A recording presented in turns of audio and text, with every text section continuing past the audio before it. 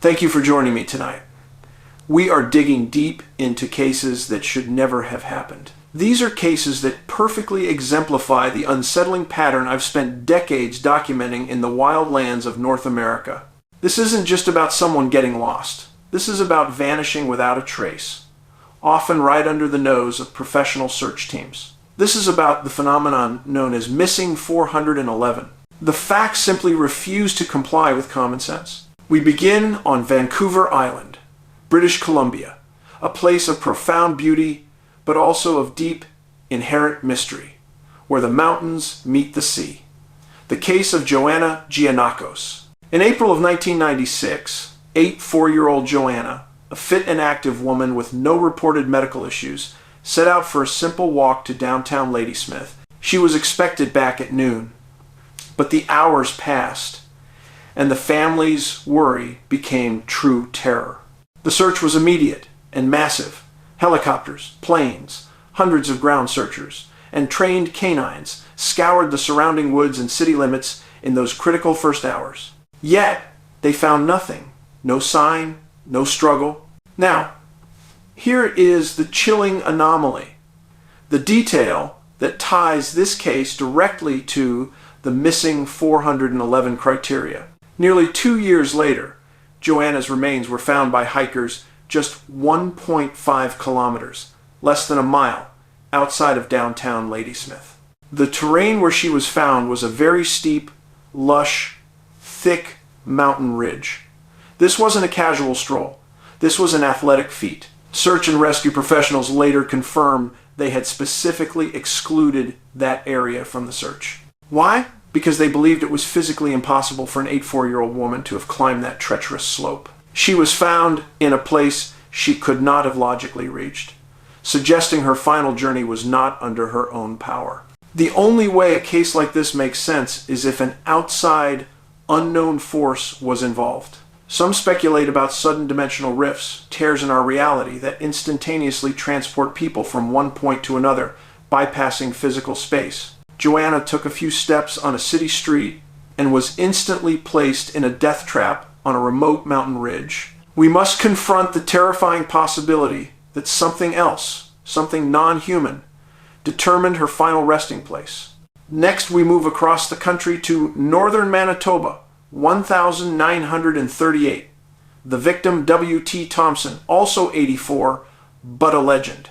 He was a surveyor for 50 years, a brilliant engineer known as the Old Man of the North. Thompson was an expert, a graduate engineer who carried a sextant with him at all times, meaning he could always determine his precise location. He was, by definition, never lost. He understood that land better than anyone. On July 8th, Thompson separated from his 2 assistants while surveying on Cold Lake. A massive search was launched immediately, involving the government deploying 3 airplanes to fly grid patterns over the lake and shoreline for days on end. 9 days later, Thompson was found deceased on the shoreline, 15 miles from where he was last seen. Nearby were his large, white blueprints. Laid out on the beach, a clear, visible SOS signal meant to be seen from the air. This was his last conscious attempt to be saved.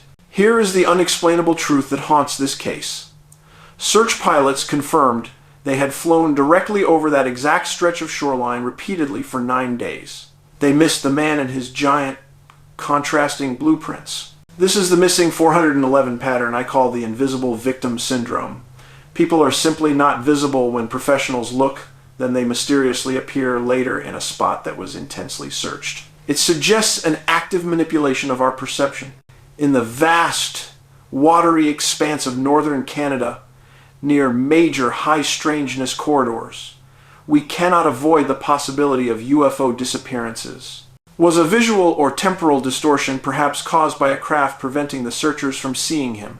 Or did a non-human agency simply remove Thompson from the land, perhaps examining him, only to drop him back onto the beach after the search intensity had faded? His expertise meant nothing against this unknown power. The rarest and most terrifying cases are when 2 people vanish simultaneously. This happens in less than 1% of the missing 411 files I've documented. The rules of probability break down completely. In June 1967, deep in North Saskatchewan, two prospectors, Absalom Halkett and James Brody, both 40, went missing near Lower Foster Lake. They were described by their employer as the toughest, most knowledgeable outdoorsmen you could find, men who could survive anything. The search teams found their campsite and their beached canoe 4 miles away. Everything pointed to them being alive just moments before. But here is the critical, bone-chilling detail. The trained search canines could not pick up any scent trail leaving the area. It was as if Halkett and Brody simply ceased to exist from that spot. Their scent wiped clean. What force is capable of taking two hardened men at once, leaving no forensic trace, and completely baffling the keen nose of a trained search dog? We must consider the more frightening possibilities, things some call paranormal activity or even cryptids. In the deepest Canadian wilderness, there are reports of massive, powerful entities that require no scent trail to follow their victims. Did something predatory, a true apex predator of the wild, encounter them, something that operates outside the rules of human biology and tracking? The total clinical absence of a trace is the chilling signature of the unknown. These strange disappearances do not occur in a vacuum. They happen in areas of high strangeness, where reality seems thin, and your letters from people across the continent confirm this eerie link. Near the Great Lakes, one witness reported seeing a light take off vertically at an unimaginable speed, a pure physical impossibility. Another letter described a football field-long craft shaking a Texas house before it simply vanished as police approached, confounding logic and authority. Then there's the couple on the side-by-side near the Ohio River who were instantaneously transported back down a hill. Their GPS app recorded the movement as a straight line northwest, off the mapped area, and then a straight line back. This is a clear indicator of a time travel mystery or a localized dimensional rift, a momentary collapse of physics in the wilderness. These shifts happen precisely where people vanish, suggesting a connected mechanism. Remember the strange, sharpened stick I found, slammed into rock-hard soil in Colorado, an artifact with no explanation? These high strangeness events, the UFOs, the temporal shifts, the bizarre artifacts, they occur in the same remote, rugged areas where the missing 411 cluster victims are found. Is it a coincidence? I highly doubt it. The pattern is undeniable. The disappearances are real, and we are still searching for the answer to the same question: what is taking these people? We must confront the grim reality. When Thompson is missed by 3 planes, when Joanna is found on a mountain she couldn't climb, when 2 prospectors vanish without a scent trail, you cannot just call it a simple hiking accident. The true danger of the wilderness is not what you can see, but the unseen force that operates in the shadows. It is an intelligence that controls not just its environment, but possibly our perception of it. The disappearance of Halkett and Brody is one of thousands in the missing 411 files. The discovery of Giannakos in an impossible location is part of a dark pattern.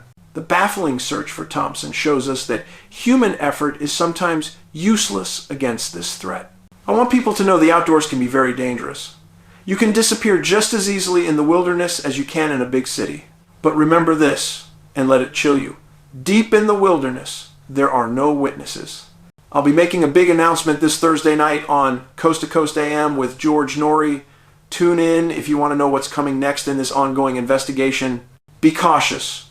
Be a critical thinker. Be aware of your surroundings. Thank you for watching and for supporting the truth. Paulides out.